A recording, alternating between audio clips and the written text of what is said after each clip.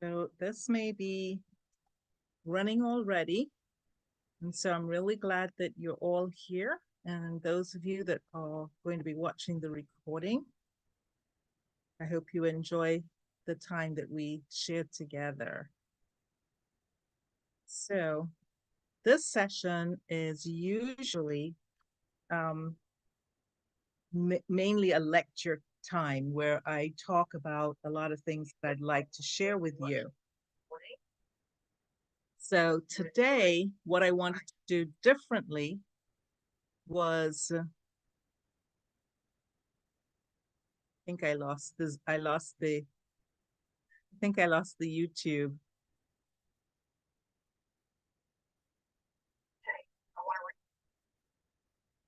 Yep. Okay. Well, we tried.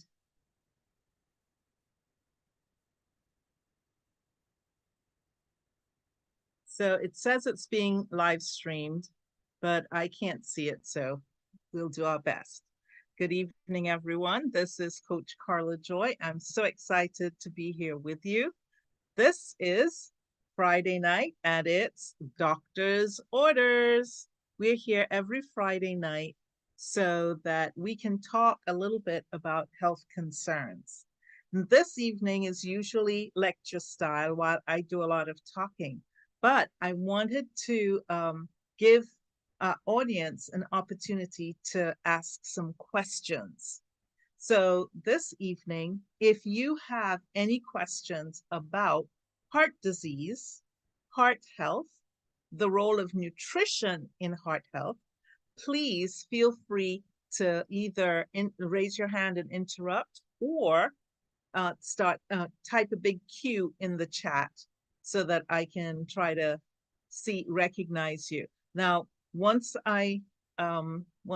we get going, I start sharing my screen, I might not see you in the chat. So feel free to raise your hand and unmute yourself and ask a question. So as we get started, you may not know my story. And part of why I do this is because I had a diagnosis of high blood pressure, high cholesterol, and pre-diabetes. Now, all of these are surrogate markers that kind of, each of them by themselves may not be a disease, but they're indicators of a person's health status. And based on what I knew, those indicators were going in the wrong direction. And so I went on a journey where I had to find help because I didn't want to be managed. I had been studying how to manage the health of people who had the same surrogate markers that I had been diagnosed with. And so I realized that most of the people that I saw in the hospitals there I visited, they didn't get better.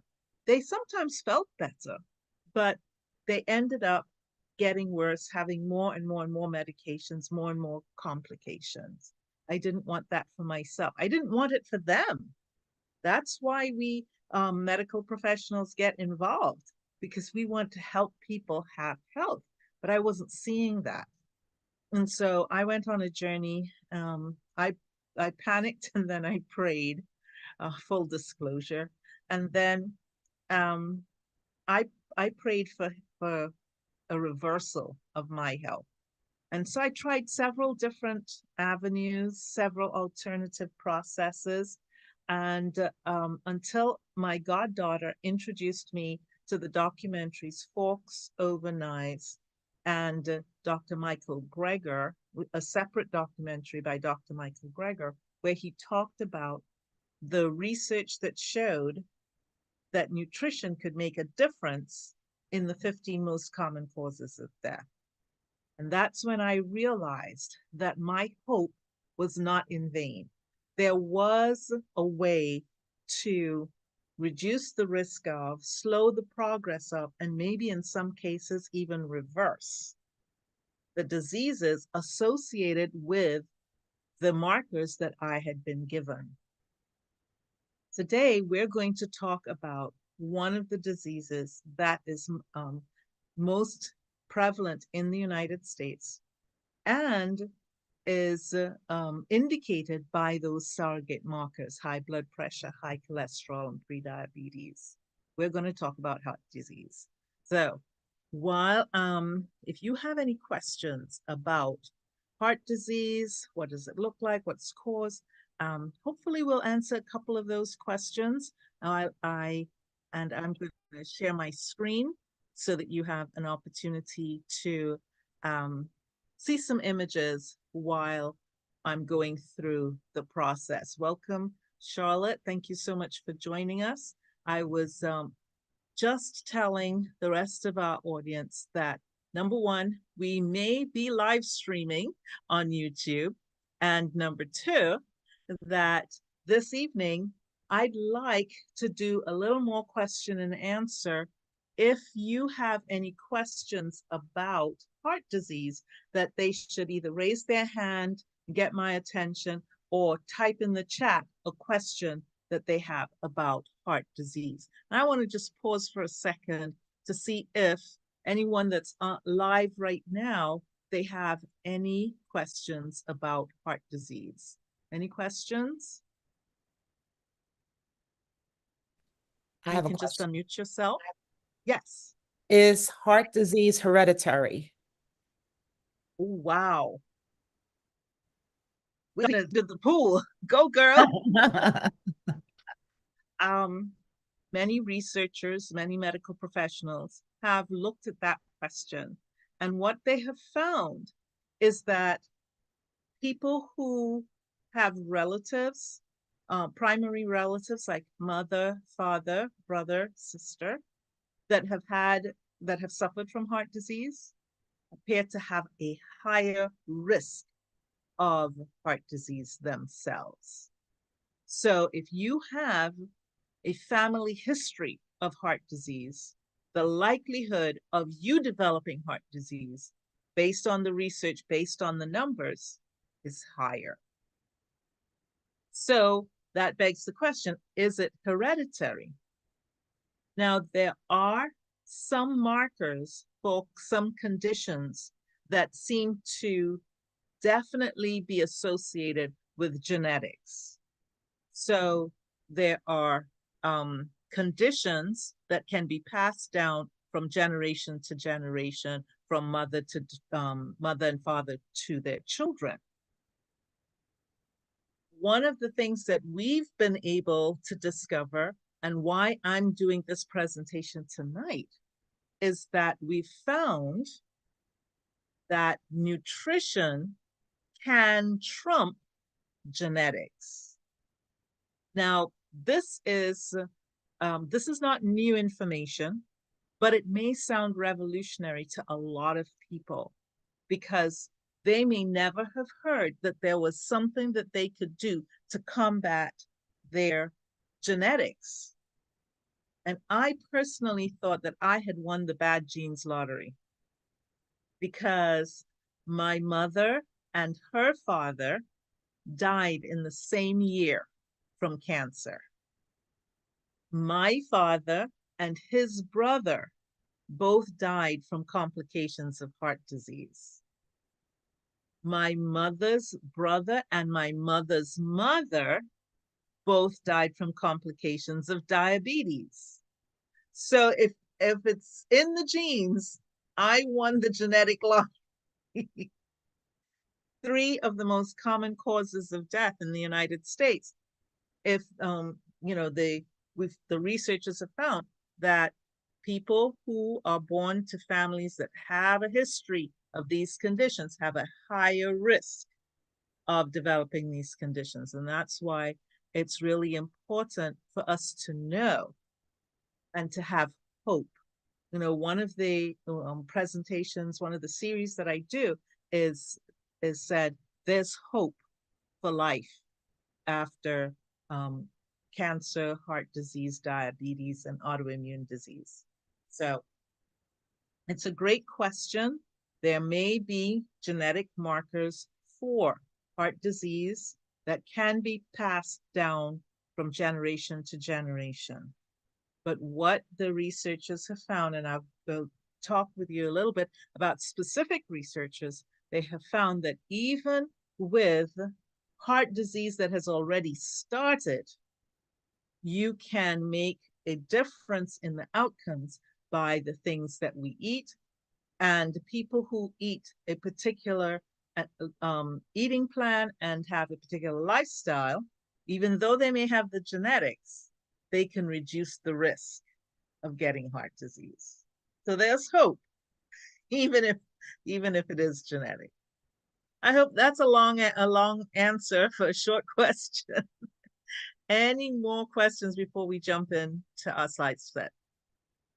Well, I already told you part of my story, my journey from a diagnosis with these markers that indicated that I was at risk for the 15 most common causes of death, my journey to discovering that there was nutrition was a potential part of making a difference. And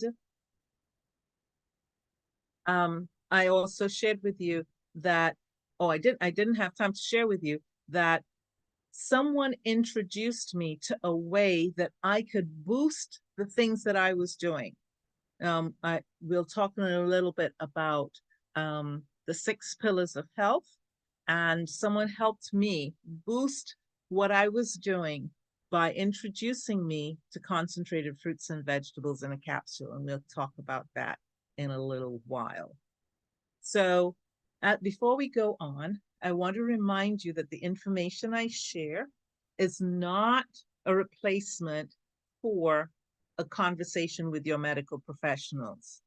Please do not make any changes to your activity or your medication or to a procedure that is planned without having a discussion about it with your physician, because this information does not replace a consultation with your medical professionals. It's for your education and for you to share with your medical professionals. So, you may be aware of the statistics, and these are frightening statistics. And it goes back to the question that you asked earlier: could these diseases be hereditary? So 1 in 4 people is expected to die of heart disease. 1 in 2 men and 1 in 3 women is expected to develop cancer, and 1 in 3 is expected to have diabetes by 2050. But even currently, 1 in 5 of our children is obese. Now, this slide might need to be updated, because I'm hearing numbers like 3 out of 10 or 4 out of 10 of our kids are obese and overweight. Dr. David Katz says our children are more harmed by poor diet than by exposure to drugs, alcohol, and tobacco combined. Why are we having all of the challenges that we're having? And it's part of it is because we're exposed to a toxic environment. The toxins in the environment are increasing, while the food quality is actually decreasing.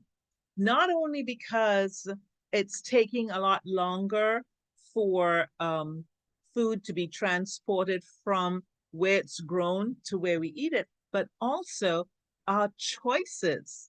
50% of what Americans are choosing to eat is actually processed and contains preservatives, artificial colors, trans fats. And even though we all know that we're not supposed to have trans fats, but they may have pesticides, synthetic vitamins, growth hormones, emulsifiers. And that's part of what it's making it so difficult.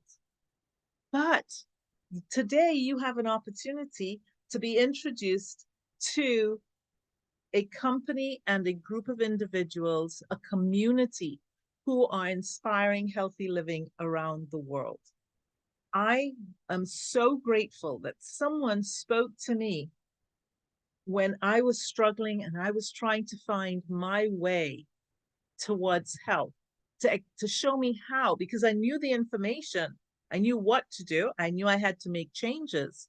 But how do you incorporate those changes? So one of the things that I like to say is that your health is actually in your hands. And that's because there are specific things that you and I can do that can make a difference in the outcomes for our health. We mentioned earlier about the 15 most common causes of death, but I also would like you to pay attention to a wonderful resource by a man called Dan Buettner, who took um, took a look at something called the blue zones, a place where people are living the longest and the healthiest into their old age. And those blue zones, one's in California, Loma Linda, California. One is in Costa Rica. Another is in Italy. One is in Greece, and one is in one is in, I think, let me see, trying to remember. Oh, yes, Japan. There you go. So, what does that have to do with what we are talking about today? Well, we know about heart disease, but heart disease is like a big umbrella for diseases that are really systemic.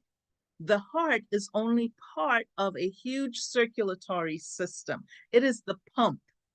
And of course, the pump is one of the most important parts.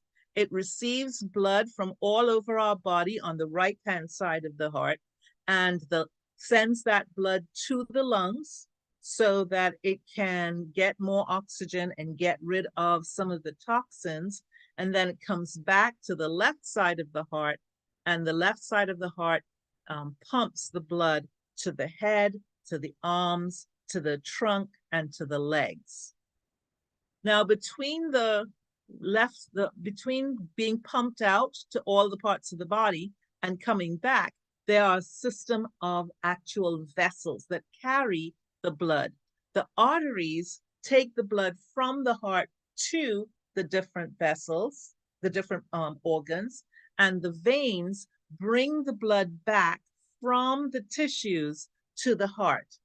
And between the arteries that are providing the blood to the organs and the veins that are taking the blood back, you have tiny little vessels called capillaries, which are so tiny, they are just one cell thick. And what's flowing through all of these tubes is the blood. It has a liquid component and it has a cellular component. And there are many different types of cells, red blood cells and white blood cells. And the red blood cells, we are familiar with them because they actually give blood its red color. And they're involved in exchanging oxygen for carbon dioxide in the lungs. So we breathe in the air and the red blood cells absorb the oxygen and get rid of carbon dioxide.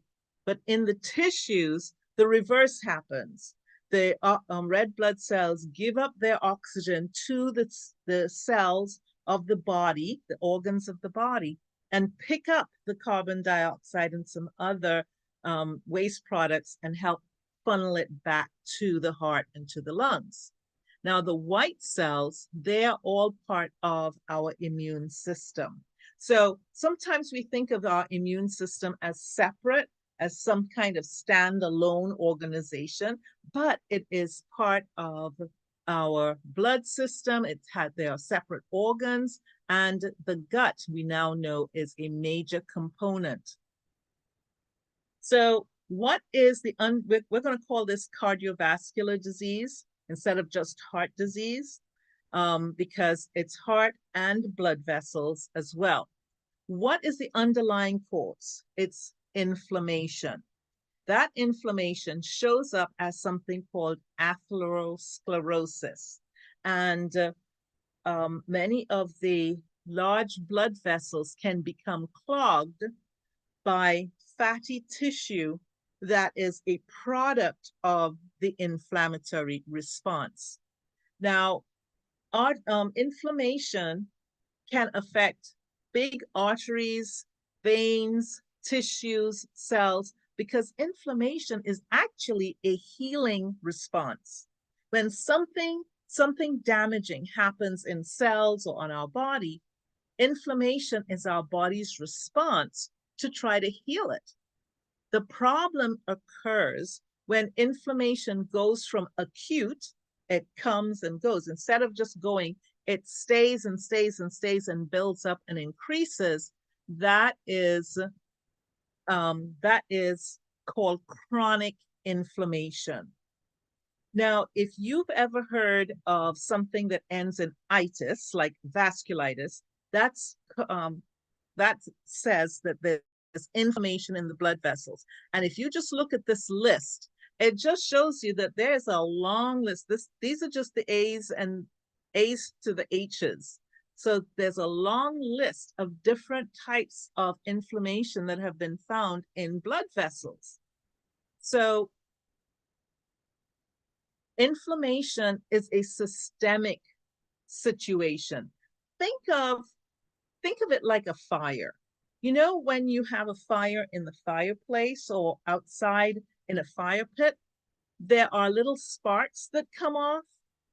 Well, it's just like that in our bodies. During the natural metabolism, there are little sparks that are created. And what we eat, our nutrition is supposed to put out those sparks. But those sparks, if they're not taken care of, they can impact the whole body. And the typical signs of inflammation, heat, redness, swelling, pain, loss of function, instead of going away, it just keeps going and going and going. And the research shows that it's implicated not just in heart and cardiovascular diseases, but all of these diseases that you're seeing here. So is it possible? Is it possible that if we can find something that could reduce the amount of inflammation, that maybe we could reduce the amount of cardiovascular disease and maybe even all the other diseases? Well, you've got a point. It is possible.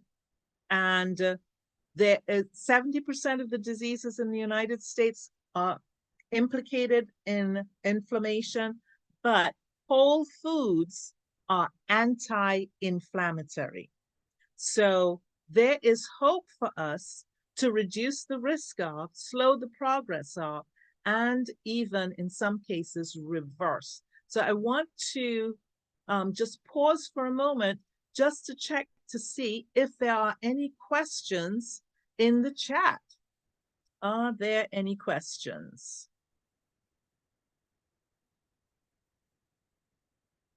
Let me see. I don't see any questions. All right. Anybody, any more questions from the live audience? I have a question, Yes. and I wish I'd written it down while you were talking. So what you're saying is that whole foods, and I think what I know you're going towards what whole foods are, but any kind of chronic disease or any kind of disease that is in our bodies is caused by perhaps not having the enough nutrition.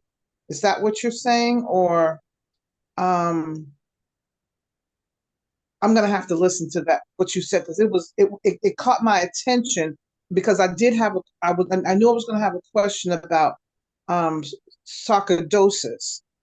And so anything like that, any any autoimmune disease comes from the fact of not getting the proper nutrition or not, or is it has something to do with our cardiovascular system, period.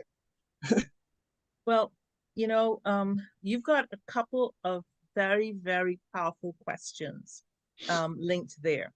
Item number one, our body, to be able to study it, to be able to understand it, we've had to think of it as different systems. So we talk about the circulatory system, the nervous system, the digestive system, the reproductive system, the connective tissue system. So we talk about different systems. That's to help us understand. But all of these systems are integrated and work together. And so if something is affecting one part of the body, the likelihood is that it is affecting all of the body. Now, I'm not making a hard and fast statement, but I mean, technically, if I hammer on my hand here, you can say, well, I'm only injuring my hand. But that hand is feeling pain, and that means the nervous system is involved, right? But the nervous system is connected to the hormonal system. And so hormones may be triggered by the reactions that are happening in the nervous system. Now, how do hormones get around? They go through the blood circulatory system. And so I may be triggering pain here. That's registering in my brain. My brain is connected to, on parts of my brain, trigger the hormones, which may be from my adrenals, which are in my abdomen. But to go from the adrenals, they travel throughout the whole body through the blood circulatory system. And I'm saying this because that kind of gives us an idea and an implication that when something is happening, it's not just happening to one isolated part of the body. And if so, a person, say, who's experiencing inflammation in their feet, plantar fasciitis or gout, they may say, well, it's just my feet. And it's not. The inflammation that is being felt, that the symptoms are in your feet, but the inflammation is in your whole body. So that's one point. The second point is that, number one, inflammation is a healing procedure. It's your body's attempt to restore balance. But when that inflammation is consistent and ongoing, all the parts of the body are impacted by it. And so, even though the inflammation may not cause the symptoms that we're seeing, it may be, I mean, if you've got carpal tunnel or plantar fasciitis, then yes, that's inflammation. It's inflammation in that carpal tunnel that's keeping the nerve, that's keeping the tendons from moving smoothly and causing that nerve to feel pressure and you to feel pain. But what caused the inflammation? That's what we also have to think about. And that's the next step towards the answer to your question. When we are exposed, remember we saw the slide where we saw that there are increasing toxins in our environment. We're exposed to those toxins through our skin, through our inhaling, and through our eating. And so we're exposed to all these toxins. It is possible that that has a great role in triggering some of these conditions that we see. We already spoke about genetics. There may be a genetic predisposition to a certain kind of illness. So you have the genetic predisposition, then you have the toxins from the environment. So, we're stacking here. And then the food that we eat may not be by choice or by the deterioration of the food itself. It may not be of the high quality that our bodies need. So is it possible that a particular condition can be directly linked to poor nutrition? The test is to provide good nutrition and see if there's an improvement in the condition. So in many cases, what the researchers have found is this: when we improve the nutrition, and Dr. Du Bois said it himself, he was a famous infectious disease physician in Atlanta. He's no longer with us, I'm sorry. But he said there is no condition that will improve with poor nutrition, and no condition that won't improve with good nutrition. So I cannot pick up a particular, there are specific conditions. For example, scurvy. We know from the experience of the British maritime people that they actually lacked fresh fruits and vegetables when they went on these long voyages. And when they started giving them fresh fruits and vegetables, they stopped getting scurvy. So that's just one of example, right? And when we talk about certain autoimmune conditions, it's not usually as clear cut as that, but many autoimmune conditions, when we talk about that in a couple of weeks, you'll see that we have evidence that when we improve the food, the signs and symptoms in many cases can be reduced, and in some cases even go away.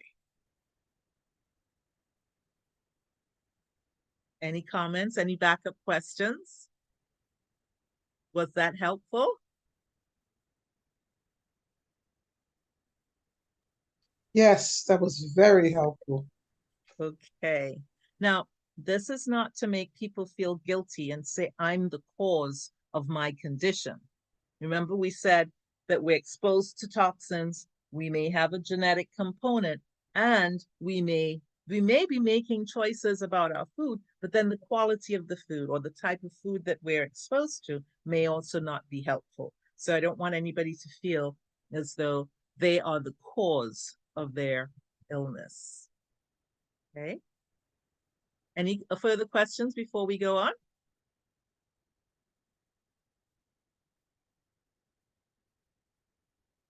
Okay, so what we can say definitely, whole foods are anti-inflammatory. My computer's slowing down.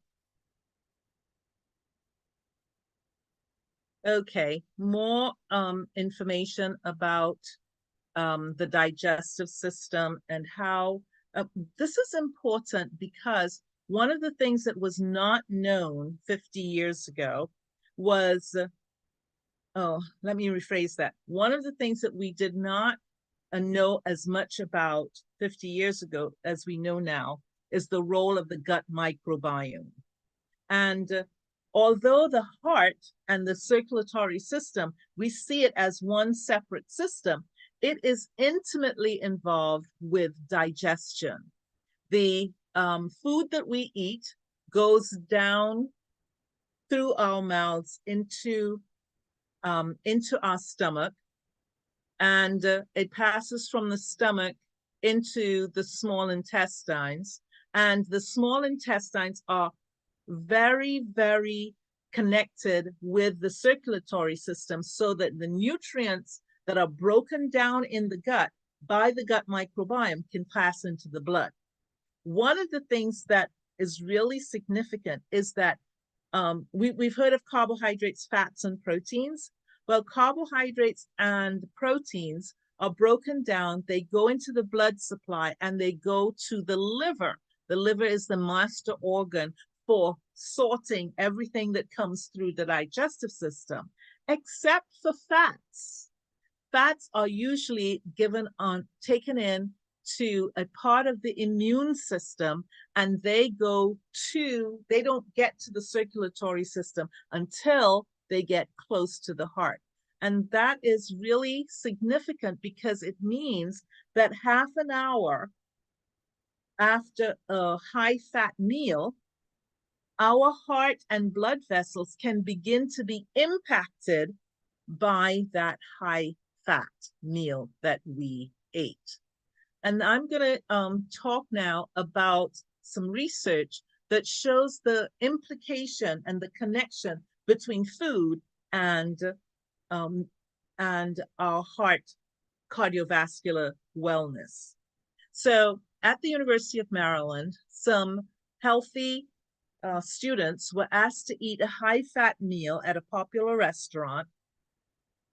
And what the researchers knew, if you look at the diagram, you'll see the black lines for each group, that after a high-fat meal, people lose the ability, 40% of their blood vessels' ability to contract and react. And that's known as vasoactivity or vasoreactivity. They lose 40% of that. So the first group was given a placebo. Now, you and I would know if we're eating broccoli or chicken or an apple, right? So the only way to do a double-blind placebo-controlled study for food is to put the food in capsules, right? And so that's exactly what they did. They used capsules. They gave one group a placebo. They gave another group concentrated fruits and vegetables in capsules, and they gave the third group fruits and vegetables and berries in capsules. After 4 weeks, look at the white line, those that were getting the placebo, so they were getting the capsules, but the capsules didn't have the fruits and vegetables in them, they still lost about 40% of their arterial reactivity, their vasoactivity, after a high-fat meal. Those who had been eating the fruits and vegetables in capsules, they only lost 15% of their reactivity. And those, I mean, that is huge. That is just showing, I mean, they just eating concentrated fruits and vegetables for 4 weeks made a difference in how, you see, it went from the black line to the white line, from how their blood vessels were functioning. And then those who ate the fruits, the vegetables, and the berries, they only lost about 5% of their reactivity. It was almost as though they had not been eating high-fat meals for those 4 weeks. That is the power, and I hope this answers your question. That is the power of eating fruits and vegetables and berries and putting them in our meal plan. Now, these are some of my heroes. One of these people is no longer with us, Dr. John McDougall. He passed away at the age of 77, just about two weeks ago. But all of the other people on this slide are some of my heroes, heroines, my mentor, Dr. Pam Popper, Dr. Brooke Goldner, and Dr. Saray Stanzik. They will be featured in my autoimmune talk in a couple of weeks. And there you will see that these two doctors, both diagnosed with debilitating autoimmune conditions, changed their diets and are now clinically no longer clinically diagnosed as having lupus in the case of Dr. Goldner, or multiple sclerosis in the case of Dr. Saray Stanzik. So this is the power of whole foods. Dr. Neil Barnard, he runs a clinic in Washington, D.C., where he has regular doctors who are using nutrition as one of the therapies. Dr. T. Colin Campbell wrote the book, The China Study and Hold. Dr. Caldwell Esselstyn, he did the study, he wrote the study on heart disease, and this is one of the images from his book where he shows that one of his patients, this is the result of a heart attack. Or this is what caused the heart attack. His main artery was not functioning. And then you'll look at the dates 3 years later, this is the same artery and it has been reformed. So this is Dr. Michael Greger, and this is now known as the father of the whole food plant-based movement, Dr. Dean Ornish, and a very popular member of the Plant Strong movement, Dr. Joel Furman. So what I'm sharing with you is not just my idea. These researchers, medical professionals, they have been working with patients for over 30 years and using the information that I'm about to share with you to jumpstart their health journey. What did Dr. Caldwell Esselstyn do? This is really, really key to answering some of our questions. He enrolled 24 patients, and they had had 49 cardiovascular events. After a dietary intervention, they lowered their cholesterol, they increased their exercise capacity and sexual function. They had no further cardiac events. They needed no further cardiac drugs or procedures. There were some people who weren't compliant with the program. And in a more recent study, those who were compliant, they had no further incidences, but those who were not compliant, they had a 62% incident rate, and one person actually passed away. So we have an opportunity here. And one of the things that we've all heard that could support heart health is fiber. So when we were talking about eating whole foods, we're talking about eating more plants. And if you're thinking about, what are you talking about? We're talking about fruits and vegetables. We all know about different fruits that we like and different vegetables that we like or don't like. And then there are peas and beans, also known as legumes, whether it's split peas, lentils, black beans, white beans, green beans, chickpeas. And then there are whole grains, wheat, rice, barley, quinoa, oatmeal, oats. There are lots and lots of grains. And the good news is that you can get fiber by combining fruits and vegetables into your eating plan. And you don't even have to count it, but you can aim for 40 grams of fiber per day. But if you're eating fruits, vegetables, grains, peas and beans every day at most of your meals, you will get enough fiber. So what does the research show is the one way that you can actually impact your risk of developing heart disease, the progress of heart disease, and in some cases, as we've seen with the work of Dr.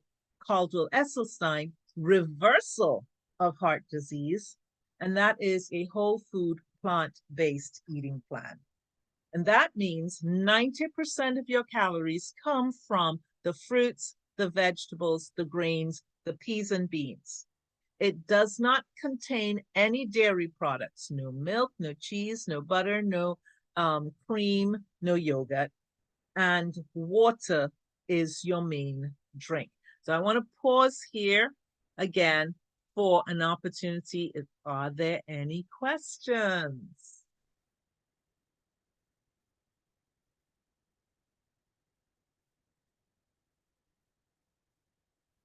Any questions? Okay, so one of the questions that I have had come up several times is, but what if I don't like vegetables?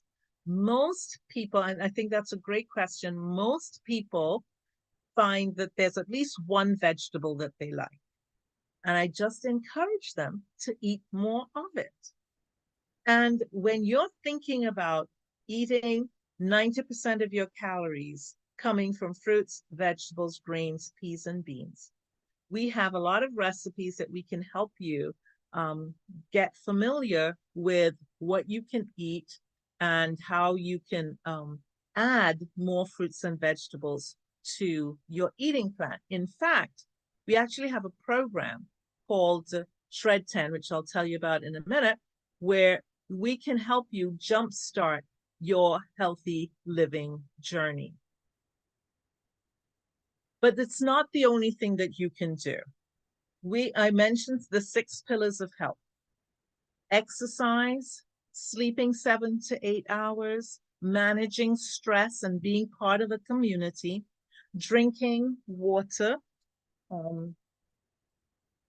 using safer cleaning products in our environment, because remember what we said, toxins in our environment can contribute to inflammation, and eating real food. So there are 6 things that we can do. We can make one simple change at a time.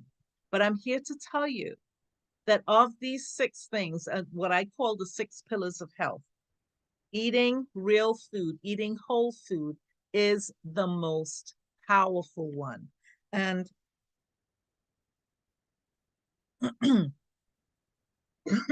excuse me, we all know that I'm sorry, I should have drunk water a little earlier.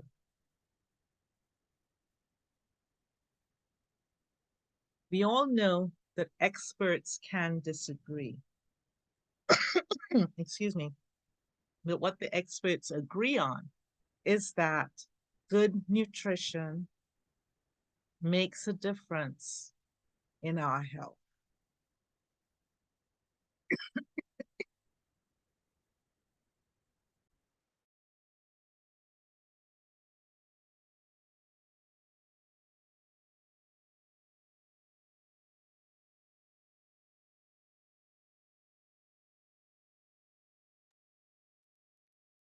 So drinking water is important for my health as and let's go back to the presentation. So I wanted to share with you how we can help you bridge the gap between what you are probably eating and the way I may have been eating as well, and how you should eat to get the protection, the reduced risk, maybe even some improvement, and in some cases, the reversal of your health. I'd like to introduce you to the Juice Plus products. Now, Juice Plus does not claim to cure or treat any condition because it's just food. It's 30 fruits and vegetables and berries that are grown in pristine conditions, and they are harvested at the peak of ripeness so that they are really nutrient rich. They are crushed and flash frozen as soon as possible after being picked, and are concentrated into capsules. So there's no actual juice that you're talking about. It's actually been turned into a powder. It's not a multivitamin. A multivitamin is usually isolated, concentrated, even synthetic products that may have originated from plants but are now being manufactured in a factory.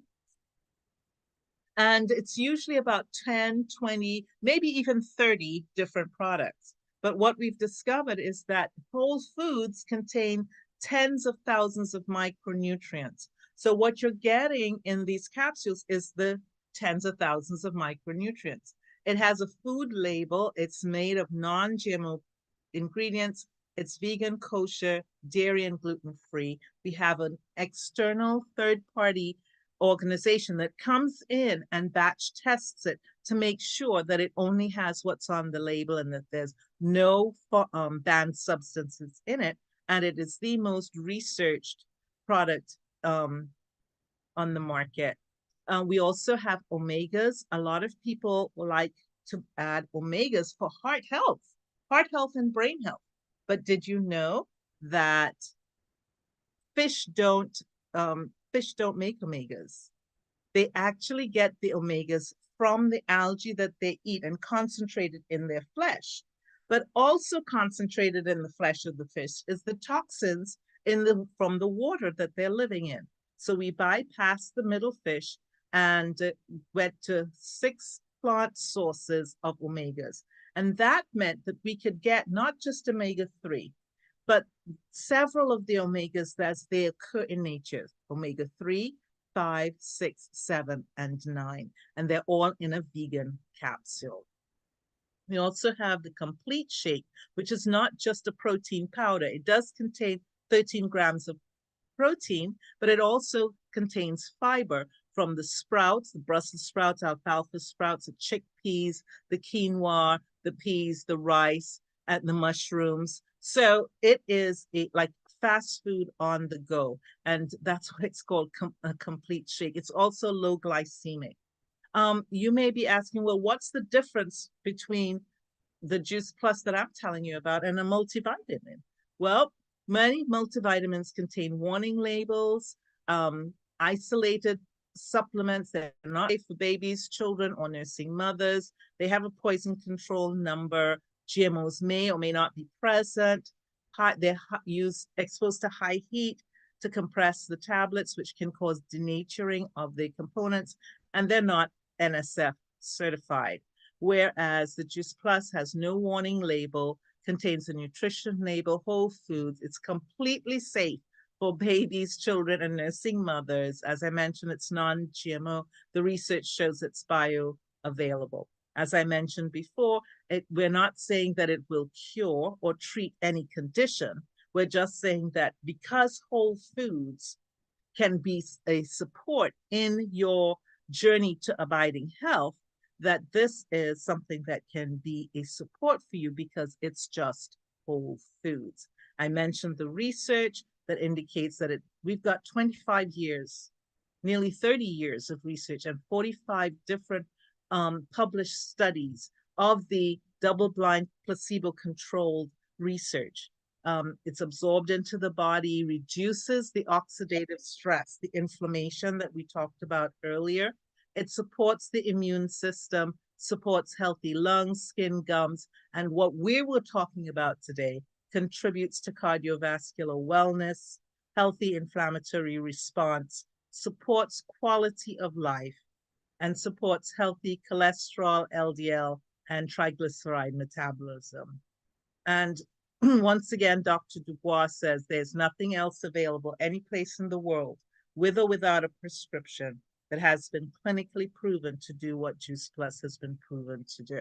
Just some resources. I mentioned the blue zones, and I wanted to let you know what's available for you. Coaching programs, the Healthy Jumpstart that we mentioned, opportunities to study with us so that you too can be a health ambassador to your family and to your community.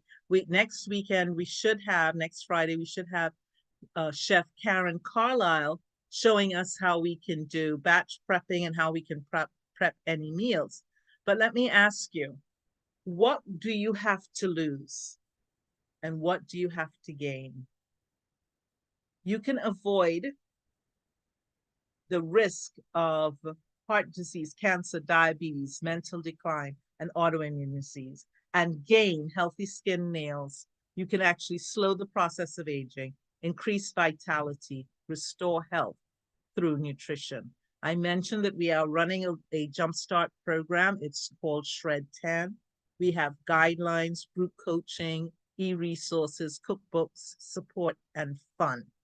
And I'd like to refer you to our Facebook page where you can just take a picture of this QR code or use your phone, your smartphone, to snap this QR code, and you can get invited right into our group. Now, we're at day number 5, but it's never too late to get started on a jump start. So you can just scroll back through and see some of the fascinating information that's available for you to jumpstart your healthy living journey. Now, how can you get started?